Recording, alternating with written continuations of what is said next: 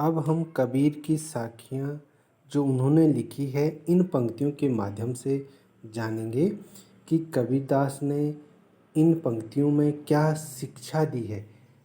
पहला है, जाति न पूछो साधु की, पूछ लीजो ज्ञान, मोल करो तलवार का, पड़ा रहने दो म्यान। तो इसमें कबीरदास ने मनुष्य जाति से ऊपर उठकर उसके गुणों पर ध्यान देने की बात कही है कि हमें कभी भी किसी की जाति पर ध्यान नहीं देना चाहिए। कबीरदास की साखी इन पंक्तियों में कवि कहते हैं कि हमें कभी भी सज्जन इंसान की जाति पर ध्यान नहीं देना चाहिए, बल्कि हमें तो उसके गुणों के आधार पर उसका सम्मान करना चाहिए। जैसे तलवार की कीमत की जाती है उसके म्यान की नहीं, उसके म्यान की नहीं, बल्कि तलवार की धार में ही वह छिपी होती है।